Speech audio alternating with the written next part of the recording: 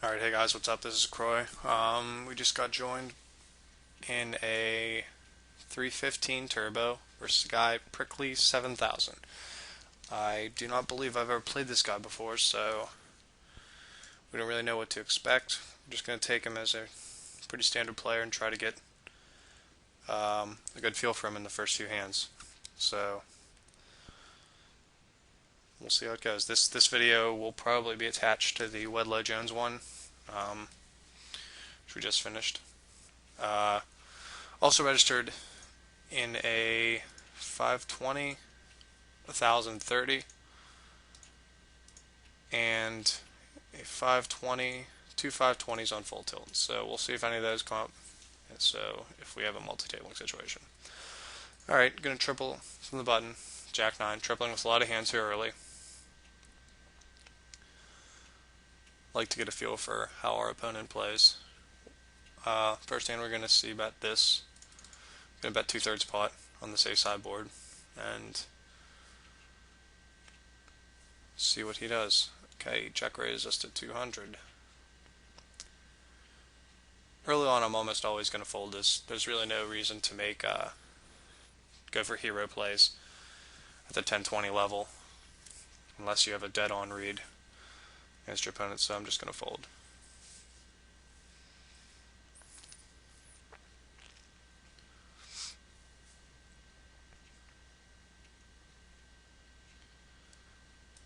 Check our 10-3 suited from the big blind. He insta-check there. It makes me think he has his hand on the check fold button, so we'll try min bet and see what hand he had. No, 2 4s. Okay.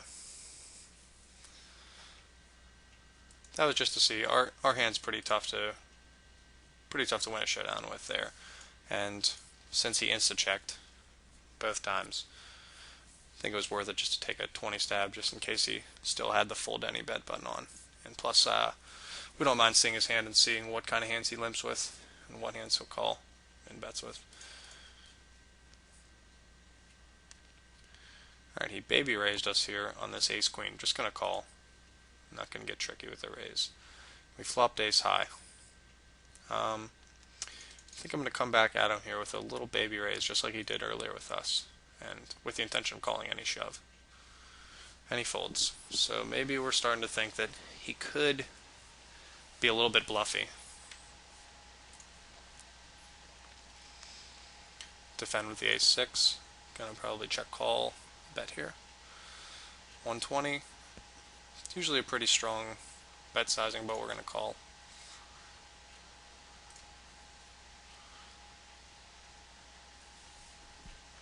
Bets 120 again. A lot of times this bet's just screaming, call me, call me.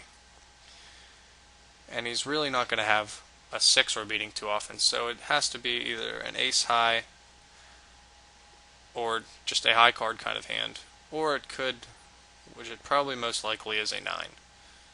So I'm going to elect to fold this one. But those bets, those continual bets, if your opponent is not terrible, those are usually just call me bets, and we don't really want to get into calling those too often. I'm going to check behind the king high on this flop. This is the kind of board that he'll probably call us with. Call us c-bet if he has any piece. Going to check behind again. Now our hand has some sort of showdown value, so we'll just check. And he has an ace. So maybe he's a little bit tricky and a little bit bluffy. If he would have raised us there, usually after you lose a pot, I like to raise pretty quickly with my big hands, because your opponents will rarely give you credit for a big hand. Gonna call again with the king 4. We flop middle pair, and they check to us. So I think we're gonna put in a bet 2/3 pot here and see how he responds to that. Pushes all in.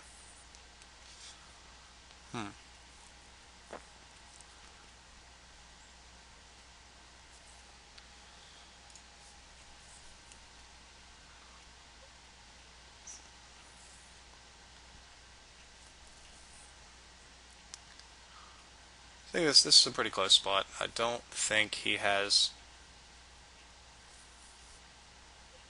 just a high card hand. I think it's either a flush draw with overs or an overpair. So it's pretty close because we've seen him do some interesting things so far in this short history we've had. I'm going to fold. I think we can get it in a few better spots. We can decide to get a little bit tricky ourselves down the line here. So we'll just fold. It's still early. It's still a 10-20 blind level.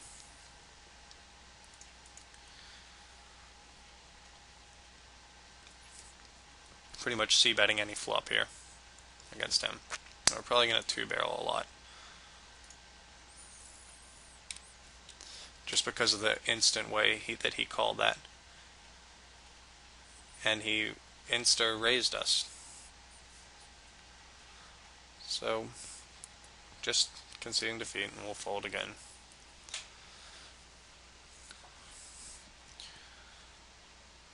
So far he's playing us pretty well, but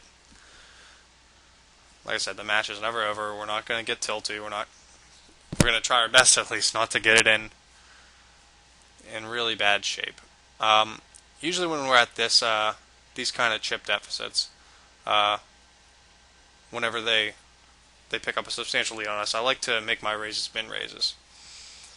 I like to mix it up, vary between min raises and triples, just to throw the opponent off guard. And plus, if he does get 3-bet happy, which he has so far, then it saves us. It saves us if we were going to have to fold.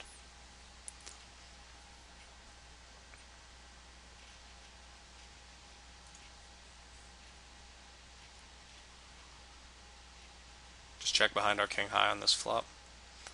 Turn to king, we're going to bet out 90 pretty quickly. I'd expect him to call with a queen 9, or maybe even a 5. Definitely with a queen or a 9, though.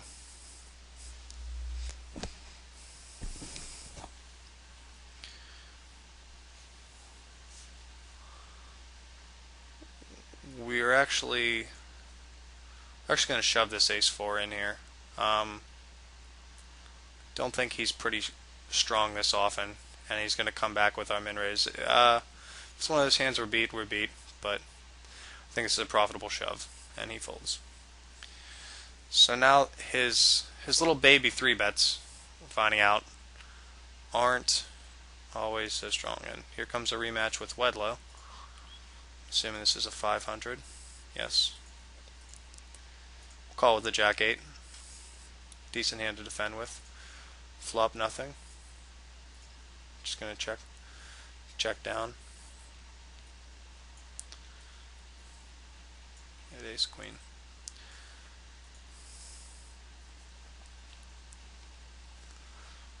Check back our king high, and we'll check it down. Try to resize these to get these optimal size here. Now we're actually going to baby 3-bet him here. Throw a little strategy out. I expect him to call that almost every time and shove on us a lot actually there. Going to bet a little over half pot here,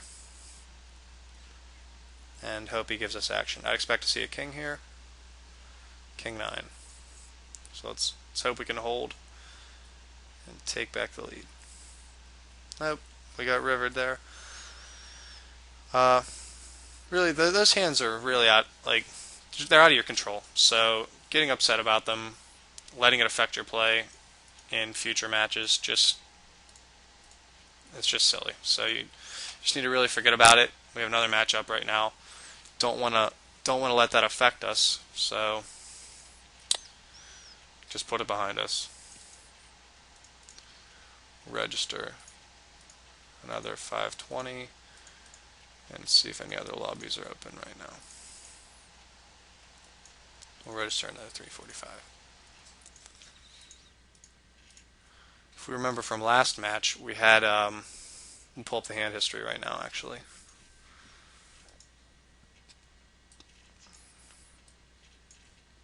We had that big hand where we raised up the queen jack out of the big blind, and continuation bet a 9 high flop, turned our jack and kept betting pretty strongly, and he called us down with bottom pair. So I wouldn't really expect him to do that again this match, since fresh in his head. So we might have to vary from that a little bit, or it might be alright if we come into a situation later where we can identify his hand. Then putting in a healthy bet, he'll probably give us credit again. So we'll see if another situation like that comes up.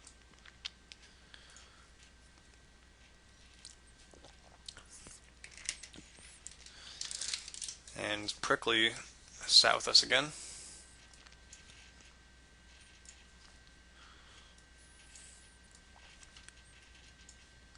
Hands like Queen 4 really don't have too much value.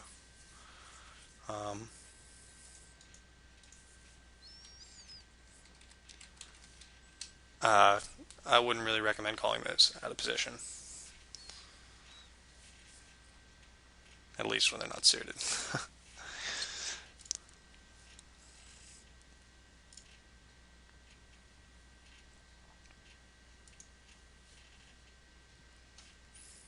Just check if this is 330. Yes.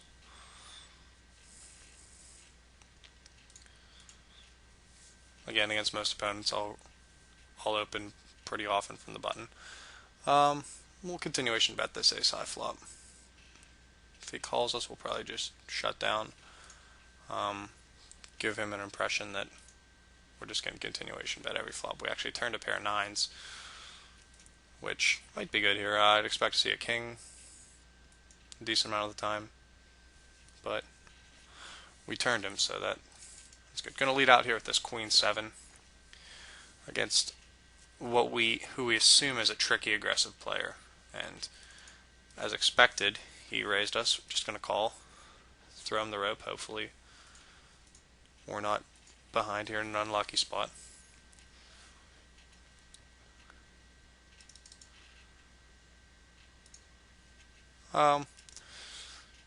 We're going to call him again. Can't really give him credit for a 10 there too often. And we'll see what he does on the river. Check, check, and as predicted, that leading out into very aggressive opponents is a pretty good play. They usually just hate giving up pots. So he says he has jack jack, which he did not have. He had the ace deuce.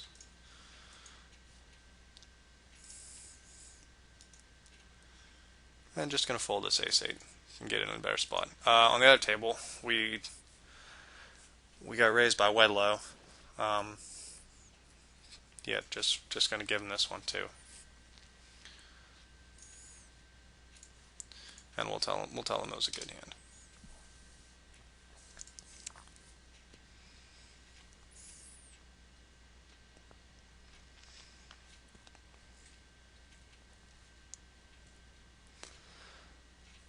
I'm actually going to 3-bet this one against him, because if you remember from the previous match, I don't think Wedlow calls 3-bets too often.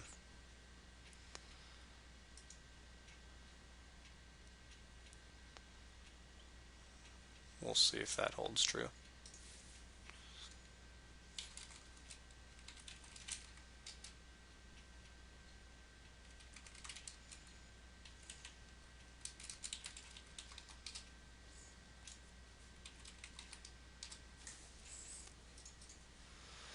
We'll defend here with the 5-6 against him.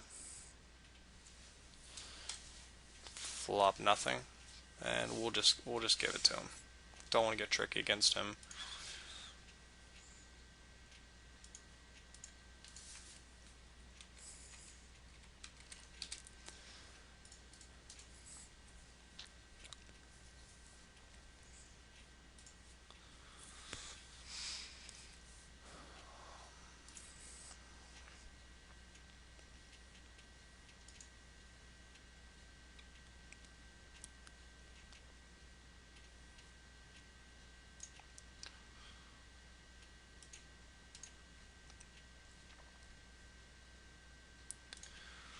mix it up a little bit. Min raise don't just want to fold every trashy button versus him, but okay. Here's another hand against Wedlow where he calls from there, from the button. We're gonna see about this flop again. Same line we took before, and I'd expect him to fold here a lot. But he calls. Turns a 10. It's pretty tough to give him credit for an ace here.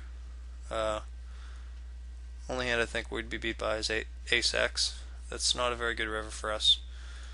But we'll check. Hands we're beating are like a jack. And after he checks behind, we're good there a lot. Let's see what he had. After he checks behind, we're good there almost all the time, actually. And he had a pair of sixes. So he thinks we're pretty bluffy. We'll have to take that to our advantage and just bet our hands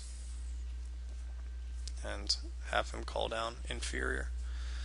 Just check the ace from here. We don't want to get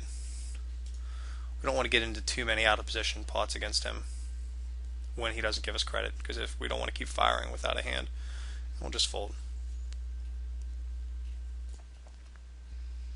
A lot of players would call with that ace high there, but I think if you win the pot, it's only going to be a small win, and if you have to keep calling down, then you're probably not going to be good against him firing multiple barrels. Check behind our queen jack. Turned our queen. We'll just call here and probably just call in an on-club river.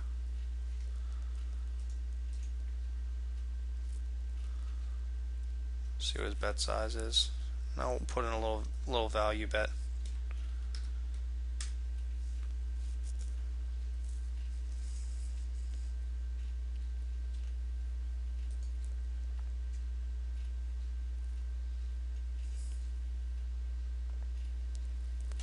Hopefully he doesn't see our bet as a value bet and decide to raise us with lighter or raise with a flush. Okay, he folds. So we don't mind picking up decent pots without having to show our hands like that. Lost some chips here against Prickly, so we're going to start raising the button more frequently and get back into this match. Hopefully pick up a hand when he decides to get a little bit reckless.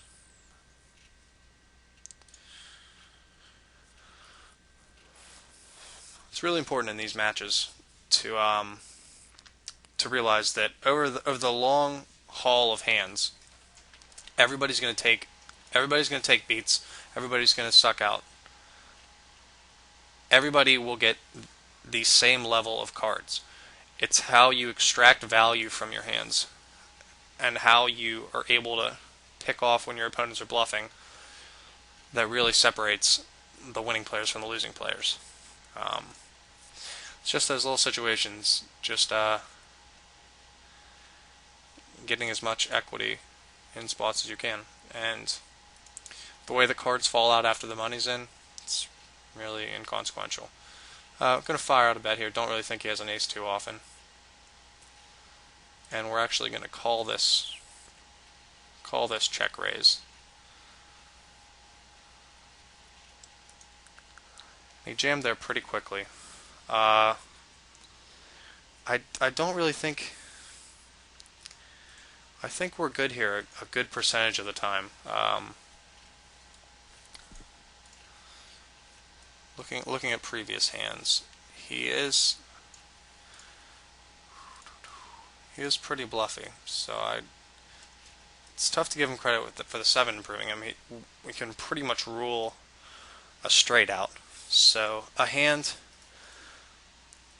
I would expect a flush draw and maybe a gut shot here, more so than an ace. That's just my general gut feeling. On this day, we're going to quadruple with King Queen. I think I'm going to lean towards calling here. Just kind of curious, also. So, and I like to peel in these situations. It makes it more fun for me. So we'll see if we're we're on or if we're dead off. Alright, we're going to call. And he has a 9. It's probably not good for us. It's probably an ace-9, but... Oh, no. Like, we were actually... We hit the river. But our read on the flop was dead on, and we just got unfortunate for him to turn a 7 on us. He had 9-7 offsuit. It's really tough to see coming. Can't really give him credit for that. If he... I don't think that he was really doing that for value. Yeah, we had a fortunate river, but our read on the flop was dead on. Like he was not. He was check raising us there on a lot of different boards, and it's tough to give him credit for an ace after he just flats pre-flop with his aggressive style and the way that he played that ace deuce earlier in this hand. So, although the result was we got lucky, I like our rationale on the flop, and I like our call on the turn. I think we're gonna have the best hand pretty high percentage of the time there, and it's unfortunate that he had air on the flop and paired this 7. So, but that was a nice win. A little bit of payback for the bad beat we took in the previous match. And now we got to focus here on beating Wedlow. So far in this series we're 2-1. We're up a net 500 match, and this is going for a net 2 500 matches. I'm going to start getting aggressive here with him.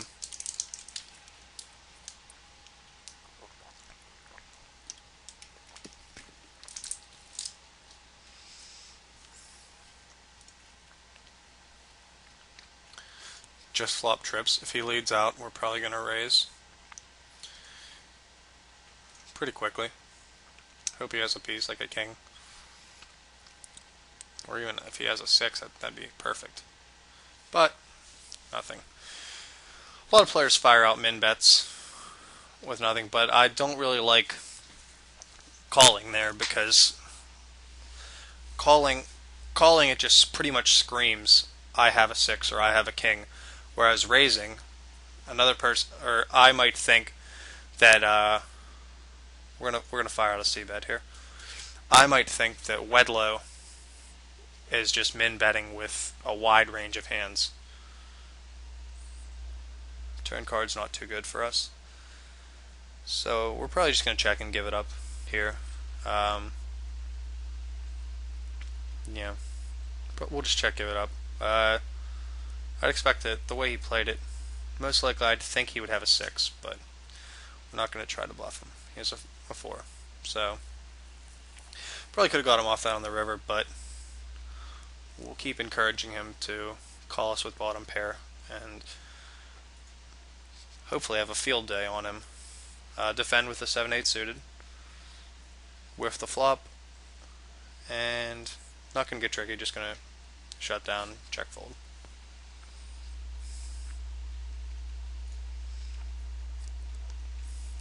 But yeah, going back to what I was saying earlier, everybody's going to get dealt the same cards over the long haul, and everybody's going to go through the ups and downs, and it's just silly. Like even a lot of my close friends really they just aren't themselves when they're in a downswing. I'm going to 4x here at the pretty hand, 10-8 suited. Really aren't themselves, and I can see that they're not playing their best, and it's easy to just prescribe advice like it happens to everybody, but actually taking that advice and working on not letting the natural swings of the game affect you will really help with your bottom line at the end of the day. I think that's a really important lesson. We flop top pair here. We're just going to min raise him. See how he responds. I would expect him to call with a 9 or 7. Try to peel off for 2 pair. Make the turn expensive for him. 10-8 got there, but not as afraid of that hand. He called us twice, and now we're just going to check call this river. Which I'd expect him to have. Oh, well, Guess we got a little fortunate there. He had turned 2 pair on us.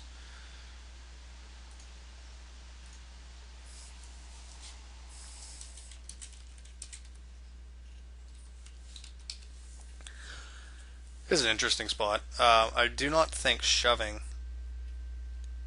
is a plus EV play. We're going to get called here a lot, I think, by his 3-betting range, and he's talking to us during it, which usually from a more regular player is a sign of strength. I guess I myself was doing that a little earlier whenever I had hands I was talking to him. So we're just going to fold. Against more aggressive opponents, I would shove there at a lot higher of a frequency. Like I said, there's no fixed way really to play small and medium pairs. It's just varied by opponent, and you don't want anybody to know every time you shove there that it's just a small pair. So you just want to mix it up. Sometimes call there with it and try to take it down on the flop. Sometimes just check fold. So there's no really fixed way about it.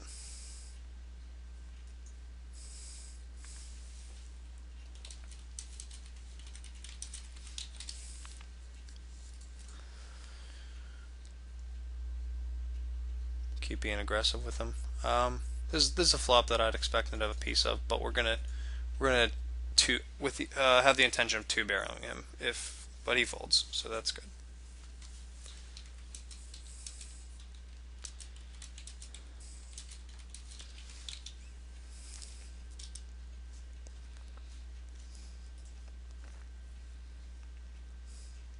Flop bottom pair, and I don't really like calling here. The last time we saw him bet 60, he had top pair with that queen 6. So I'm just gonna fold.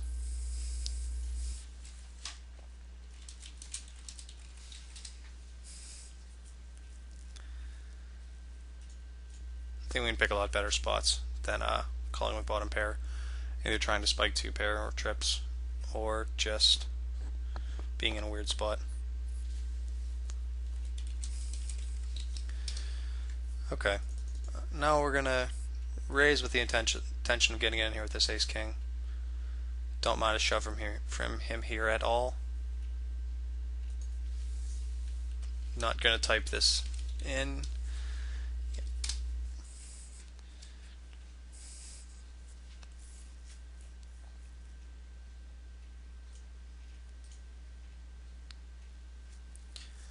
We want to keep aggressive from the button.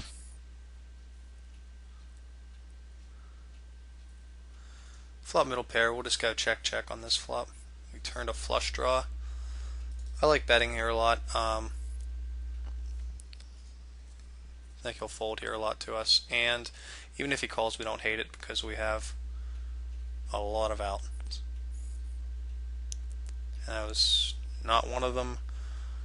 I think that we are beat here a lot, and yes, 2 9s. Again, making it difficult for him to call on the turn there, so that's all we can do.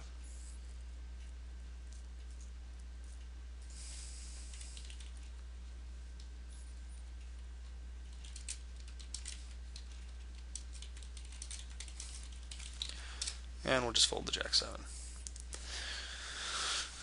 So we've lost a decent chunk of our stack. Looking at the pot size, this isn't really a good tendency for us. These pots at 180, we've lost. I think I might call here with this ace-8. First hand at this blind level is usually a pretty critical hand, so I feel like it sets a tone a lot.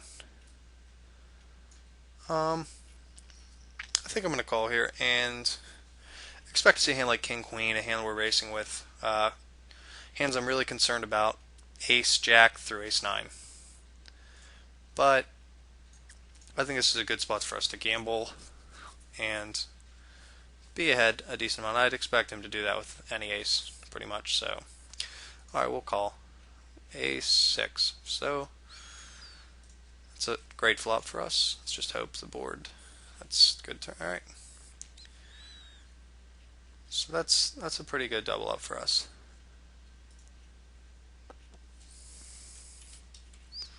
And we'll tell him, yeah, it was a tough spot.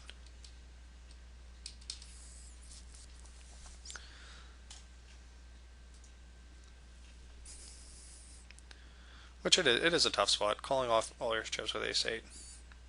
Usually not the best of plays, but I think in that spot I like a call. We'll just limp in here with the 6-5 suited.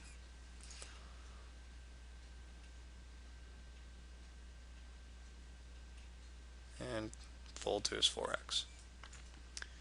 Again, going back to I learned it from my roommate, Predator 13 online, if anybody knows, about the peel, and now I'm just addicted to it.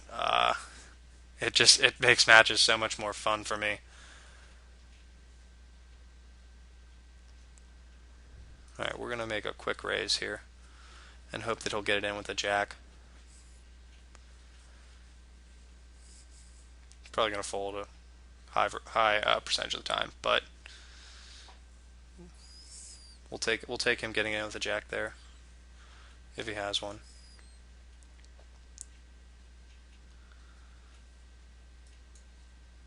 We're going to commit ourselves to the pot here with this 150.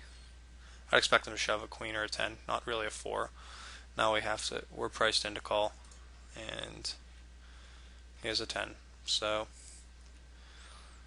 we'll see if we can hit our river like that.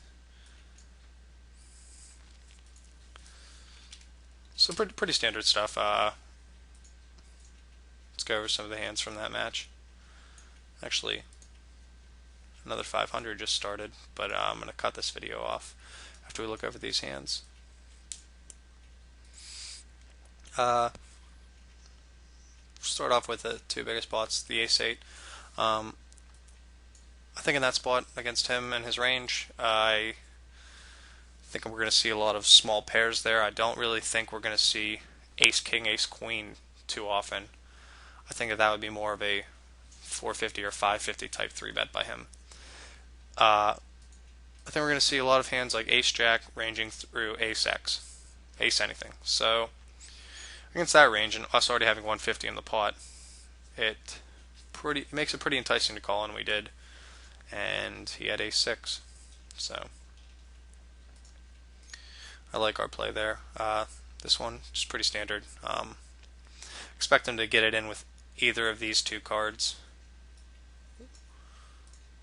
Start you off in this match. Again, we'll play the button pretty aggressively against him. Fire out a c-bet on that board.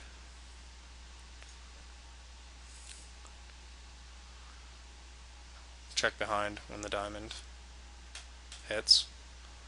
And just fold the river. Jack beats us, 6 beats us, flush beats us. Not really worth calling. Yeah, this hand's pretty standard. Against a lot of worse opponents, I would probably check this flop behind because I don't want them to get it in with absolutely with a 4 and I don't really want to gamble against a worse opponent, but I know Wedlow is pretty good, and I think he's going to fold on this flop a decent amount. There are hands I want him to get it in with: King Jack, Jack 9. Although King Jack probably shoves pre-flop, so Jack 9 gets it in. I'm going to fire out 120 here pretty quickly, and this line might set up, and he just folds. I was going to try to take a similar line there, probably with than we did in our first match against Wedlow. So yeah, but that's pretty standard. Shoves in with the 10, and we hit one of our 10 outs. Gonna 3-bet him here with the ace queen suited. The other hands were pretty standard. This hand looks interesting. I'm going to bet 260 with obviously with the intention of getting it in, and he folds. But alright, that's all for now. Cut this video off, and I'll see you next time. Take care.